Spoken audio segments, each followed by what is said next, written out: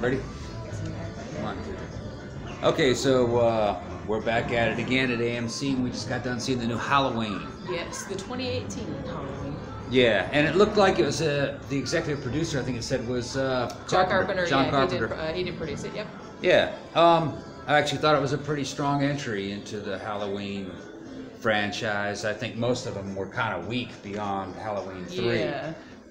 Which actually I'm a huge fan of Halloween 3. Halloween 3 actually is one of my favorite Halloween movies. A lot of people don't like that one, but well, even though it's not, you know, it's I don't. It doesn't really have Michael Myers. Yeah, or anything, I don't really consider it like a Halloween movie in the canon. You know what I mean? Because it's not really related. But yeah, it's a good movie. I liked it. Good standalone movie. Yeah. But yeah, it was good. I think the only complaint I had was I think the pacing of the edit in the first maybe 1/3 of the movie was kind of slow. I was getting bored. Some of that I think didn't have to be in there to make an enjoyable movie. I thought some of it was kind of like needless background and character development in characters that ended up being killed off early anyway. So I didn't really care too much for that amount of it. By the time we were about halfway through the movie, now all of a sudden I'm in the movie I thought I was going to see. That's the way I felt. You know what I mean? Yeah. Like it started to feel like that Halloween 1 and Halloween 2 about halfway into it. I mean but other than that, I thought it was a pretty good movie. What did you think of it? Although, like I said, we just recently rewatched the original Halloween from 1978, and actually, to me, it seemed about the same amount of time in the first Halloween that took the character development and everything like that. It took about the same amount of time for stuff, so I didn't really notice that being it could have been that I was anxious to see it. You know what I mean? Yeah. So I was getting kind of impatient. Like, come on, let's get down to it. Sometimes that's why it's good. Like, if you like a movie, it's better to see it 2 times because the first time you can't really take everything in, and you can't really. But I mean, in general, I thought it was paced pretty much the same as the original Halloween. It reminded me very much of a slasher movie from that era, like not so much in the look of it, but just kind of the pacing of it, the kind of the way the characters interacted and stuff like that. It did seem very much like the original. I really, really liked most of the characters. There was like some humor in it, but it wasn't overdone. There was some nice gore in it, but it wasn't like a torture porn fest or anything. It was a lot gorier than the original, obviously, because the original wasn't very gory, but you know, they didn't go super over the top with it. And Jamie Lee Curtis was great in it. The acting was good. I loved her character. The acting was very good. It was just like, it was fantastic. The look of it was great. The score was great. Yeah. They used obviously the iconic Halloween score, but some of the other like incidental music and stuff like that in there was really cool also, and I thought it really contributed to the overall atmosphere of the movie. We actually saw it in the big special Dolby theater sound with all the big speakers, like all with the the way fat around. People chairs and shit. With the big fat people chairs, like the big recliners and pretty stuff. Neat. So that was like actually a pretty cool experience because the screen was really big. We were in these big chairs and it was like really loud. And so like when Michael Myers or somebody was like creeping around in the house, it sounded like it was behind you and stuff. So that was kind of cool too. I liked seeing it in that environment. But like I said, it's really a very worthy entry into the series. They're pretty much. It seemed to me they're pretty much acting like none of the movies after Halloween 2 happened. Which probably was a good thing. I think that was probably the best thing to do. Yeah. And they made kind of like a couple little... making jokes about him being his sister. No, somebody just made that shit up. You know what I mean? Right, so they made like little... There was like little Easter eggs. People laughed. The people in the audience laughed. About like the original movies and stuff. So yeah, like they just kind of like forgot about all the other stuff, which I thought was pretty cool. That was probably the smart idea. It was like a soft reboot type of thing. Right. But I actually really liked it. There was a couple twists in there that I wasn't really expecting. And like I said, likable characters, good gore. Yeah, I quite enjoyed it. It was a strong movie. One of the better movies of this month, I would say. Oh yeah, and I'm definitely glad we saw it. I actually wouldn't mind seeing it again. Yeah. Just so I could catch everything, because it seemed like there was a lot of stuff going on in the background. To me, the 3 that stood out, 4 that really stood out this month was, for me, Mission Impossible Fallout. I thought that was the best one. And then underneath that would have been House of the Clock on Its Walls. Yeah. That one really stood out. That's actually still playing. Yeah. It's right over there. Venom. And then this one. Although I probably put this one, I don't know, I had fun in Venom too. I like this better than Venom, but this is more my kind of movie. This is more your type of deal. I'm more a horror chick, you know. Yeah. And maybe my perceptions of the start might be slightly skewed. Mood has a lot to do with the way you interpret a movie. and maybe I was just kind of anxious for it to start. You know what I mean? For the actual action to start in the movie. By the time Halloween night rolls around, I'm pretty much in the groove. I'm now in the movie that I thought I was going to see. Yeah. And like I said, rewatching the original Halloween, I'm like, pretty much the first half of that movie is just all character development. And, you know, atmosphere. And Michael Myers isn't really in it. They're just kind of like interaction between all the babysitters. And, you know, every now and then you get a glimpse of Michael and they're like, what's that weird dude doing over there? But it's like, they don't really do much with it, and I thought it was about the same here. Speaking of weird dudes, we had another weird dude in the audience. Why does this always happen? Talking to the fucking screen. He's by himself, talking to the fucking screen. This is why I'm glad. And then he wanted to talk to us, and I'm leaving, and I just looked at him, man, don't fucking talk to me. You know what I mean? Trying to make friends in the movie theater. I don't know what. This is why I was glad that we went to the Dolby theater because, well, he was talking during the trailers, and I said, oh my god, like, if he talks during the whole movie, I'm gonna have to go over there and like punch him in the face. And he's announcing spoilers and shit. That's what I mean. Yeah. It's like, this reminds me, and I probably mentioned this on the podcast before. And he's a grown man in his 50s. It's like going to movies with old people. Yeah. Like when you go to a movie and they're like, what's going on? What happened? What did he say? What did he say? Who's this now? It's like that kind of thing. And I'm like, dude, just go watch movies in your own damn house if you're going to do that. Seriously. I know. Don't talk in movies. Coming to this shit is almost like a full-time job nowadays. Now we're going to see what else is going to happen. For the rest of this month, we only got another week left in this month. We may have seen all the movies we really wanted to see. Well, we're going to be getting down to, because I think some new ones are probably going to start next week. This week we haven't decided what other ones we're going to see yet. We can see 2 more for free on this week, and we've pretty much burned them up. So we're going to have to watch the movies we don't want to see. Well, we're going to go. We're going to go out of our comfort zone. Maybe watch fucking Goosebumps or some stupid shit like that. Yeah, we might watch some Goosebumps or more kids movies. Well, I guess Goosebumps is a kids movie. Maybe Little Feet and Smallfoot. That looks cute though, I have to say. I don't mind kids movies. I really don't. Fall asleep during that shit. That's it. Well, you can fall asleep. I can do the review for myself. Okay. But yeah, this is actually a really good movie. And so, like I said, it seemed to be getting really good reviews, and you know, it's worth watching. It made a lot of money. Yeah, I really liked it. I would say I'd put it in the top 4 this month. Yeah. Definitely the best horror movie this month. Oh yeah. Blew Hellfest away. Yeah, I liked Hellfest. Even though I liked Hellfest, it was meant. You know, it wasn't like terrific. Or anything. Yeah. So if you like Halloween, you're gonna like this one. Yeah, I dug it.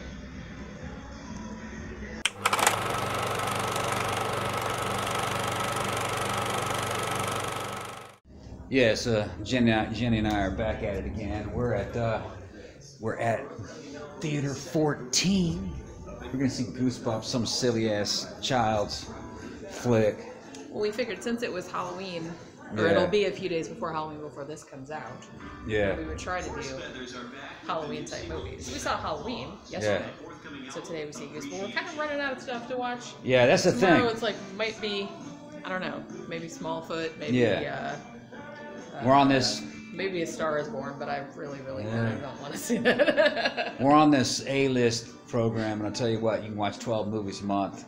So far, if this month is any judge, only 4 of them are worth seeing. That's actually a pretty good ratio, I think. Yeah, 4 of them are worth seeing. Most of this is just kind of, man. This might be worth seeing, I don't know. We're gonna see Goosebumps for some fucking reason. Like I said, to kids, maybe hopefully it will be amusing. Let's see who the fuck's in here. Oh, and I also went to the bar. I asked how much one of their fucking drinks was based on the Predator. They wanted $13 for that fucking drink. Let's see what's going on in here. I'm going to fix it. Yeah, there's one other person in here. That's it. But yeah, this is what we got. Ain't that some shit? It's time. Here. Let's get almost up here.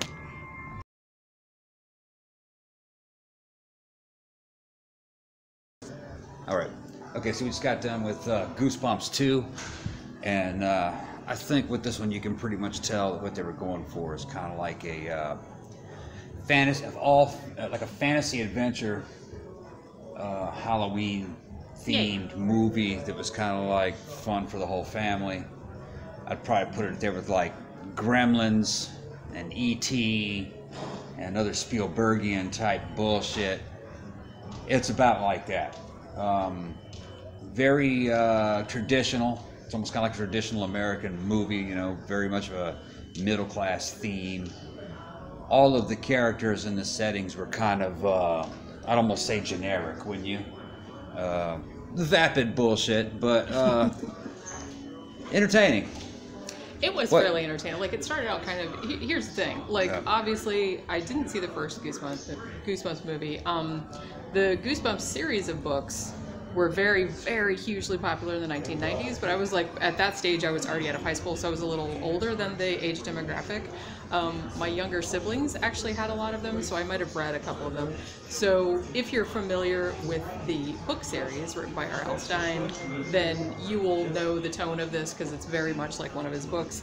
And actually, I didn't see the first Goosebumps movie, but I think I remember this has the return of Slappy the Dummy, who's like one of R.L. Stine's most famous characters. Yeah. It also kind of goes a little bit meta, where R.L. Stine is like is a character in the actual movie just toward the end, and it's kind of like an unfinished manuscript, and that's what's making all this crazy shit happen. It's essentially Halloween coming to life, like all these masks and costumes and everything, and they come to life. So there's like a lot of, it's very inoffensive. The kid that played Ben in Stephen King's It last year was in it, and there's a couple other familiar faces.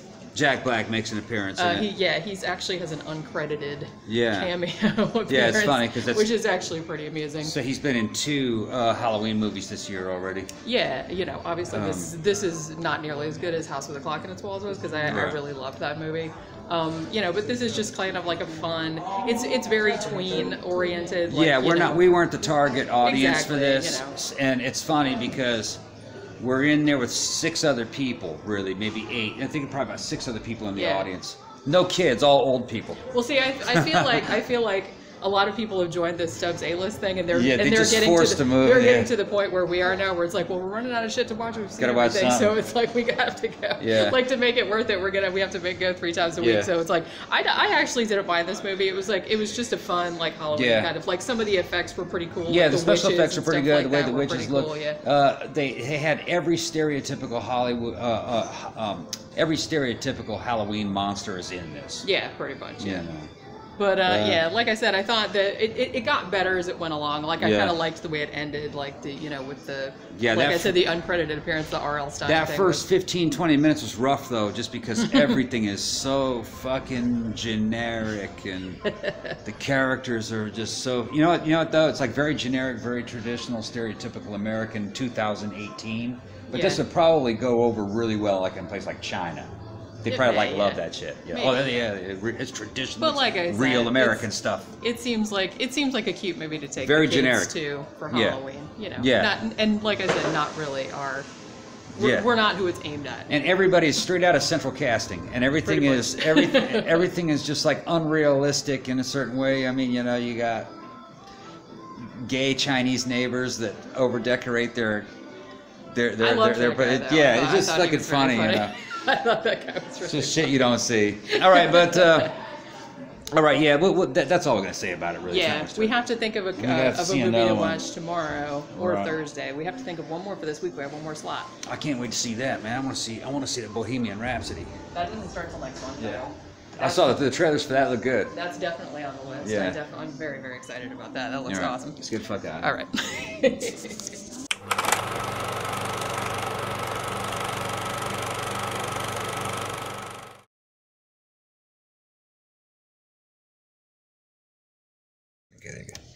Okay, so we just got back from seeing what was called The Sisters Brothers. Yes. And it was, we were really scraping the bottom of the barrel. This is the last movie that we wanted to see for this month. It was either this one or Smallfoot. Smallfoot, and I said, well, let's see a kid's movie. No, I said let's go ahead and see the Western. So, Western stars, and for me, I think Jenny and I might differ on this movie, because I had the feeling that Jenny enjoyed this movie. For me, it was very frustrating because the movie had many elements of a really great Western in it. It had a really authentic look to it. The acting was very good. Joaquin Phoenix and everything. He came off as a very believable Old West character. There were many good parts in this movie, little story elements that were good. But imagine you take, for me, a great Western and strip out every story element that makes a Western great, and that's what you have here with this movie. Everything that makes a Western great was not included in this movie. I almost would probably call this not a Western, like an anti-Western. There was no real clear-cut good guys and villains. Everyone was kind of not even really a villain. Everyone was kind of mediocre, like, which you could probably say that maybe that added an element of realism to it. But for me, a Western is almost a type of American mythology. There's certain things that have to happen in a Western for it to be classified as a Western. And sometimes this movie did it. They had some good shootouts that were kind of believable, you know. But just altogether, just the overarching story of this movie was kind of like, what's the point? Why am I watching this? It was kind of slow and tedious. I didn't know who to root for. What did you think of it, Jenny? You know, I had a feeling this was going to happen, but actually, I really, really liked this movie a lot. There you go. It's a very ambiguous story. I can see. Well, no, it's not though. It was to me. I can see what you're saying, like how it's not like a standard structured Western. It's more like a drama with some dark humor elements, like set in the Old West. I thought it was like a really straightforward story. Basically, the sisters, brothers, Charlie and Eli, played by Joaquin Phoenix and John C. Reilly. They work for this guy called the Commodore, that was Rutger Hauer, I'm pretty sure. And they are tasked with going to kill this particular guy because they're assassins for hire. And then, like, kind of all these strange things happen along the trail, and like all these, you know, alliances, you know, change and things like that. But in a way, that's what I liked about it, because it gave me more of a sense of what it might have really been like back then. Everyone was very morally gray. Like I said, you know, it's like, you know, even the good guys like did terrible things, and, you know, even the bad guys did good things. So I kind of like that about it. It was almost kind of gave me like a early Walking Dead vibe. Yeah. You know what I mean? It's that kind of thing, but funnier. Okay. First of all, the way Jenny is describing this movie is far better than the actual experience of watching the movie. Well, that's so you're making it sound very exciting. It's not. That's your opinion, though. I mean, I really liked it a lot. I was like riveted. I thought it was really good. I liked all the characters. Okay. I really liked Jake Gyllenhaal's character. All right. And he kind of befriended the guy that they were supposed to kill. He was played by the same guy that played the Doctor in Venom, which I thought was very strange. Okay. But you know, so I don't know. I just really liked it. There was almost a little bit of, I was going to say magical realism, but I guess not really, because it's kind of like, it was more kind of like a chemical process, I guess I want to say. Okay. But I actually really, really liked it. I can see why audiences may not. It's an indie movie. You know, it started on the festival circuit. So it's not going to be kind of like a crowd pleasing, you know, kind of thing like Venom is or anything like that. This is kind of like, you know, it's a character study. There's shootouts in it. There's Western elements in it. There's like there's gross shit in it. You know, people get limbs cut off and things like that. But it's not like it's not an action movie. No. Okay, I'm going to put it in a way that maybe somebody who's, you know, into Westerns, maybe they'll, if you liked, okay, my favorite Western really of all times was probably Unforgiven. All right. If you liked Unforgiven, all right, you will not like this movie. Most likely. And the other one I really liked was called Red Sun. It was from I think it was from the 70s. It had Charles Bronson and a famous Japanese actor whose name eludes me right now. Another one of my favorite Western movies. All right. If you like that movie, you won't like this one. It's a very... I don't know, though, because I really like Unforgiven, and I still like this movie. I'm not against Westerns in general. Like, I like Westerns. If you expect those story elements to be in a Western, they're not in this one. But like I said, I didn't really... And again, when we go see movies, all I knew about this one was that it had Western elements. I knew the actors in it. I knew it was based on a novel. That's pretty much all I knew about it, because I don't like to read about movies before I go see them. I like to just kind of experience them without any preconceptions. Yeah. So I didn't really have any preconceptions about what it was going to be about. I just wanted to see what it was about. Okay. So like I said, and I think I mentioned this on one of our shows before, I'm a very laid back moviegoer. I'm very willing to let the movie take me where it wants to take me. Yeah. And I actually really, really liked it. Okay. So, but you know, well, you know, people can differ. Yeah. So out of 5 stars, you give it what, a 5-star, a 4-star? I think I'd probably give it 4. Like I said, it's not for everybody, but I actually really enjoyed it. Okay. I thought the dark humor was very funny. Like the acting was very good. Yeah. You know, I just liked the whole arc of the story and like all the symbolic shit that happened and everything. I don't know. I just really liked it. And like I said, the period detail of like all the, you know, the costumes and the sets and everything like that was amazing. Like all the vistas, like of the Old West and everything like that was really cool looking. But you know, I really liked it. Okay. I figured you probably wouldn't, but I hated it. I hated it. Give it 2. Not even 2. I'm going to give it a 1 star. 1 star. It was very difficult for me to watch. But too bad, man. I think it was a missed opportunity. The movie looked great. I really liked the way it looked. So I guess that wraps it up, though, you know. That's the end of this week's movie-going experience. We'll see you guys next week for 3 more new movies. Yeah.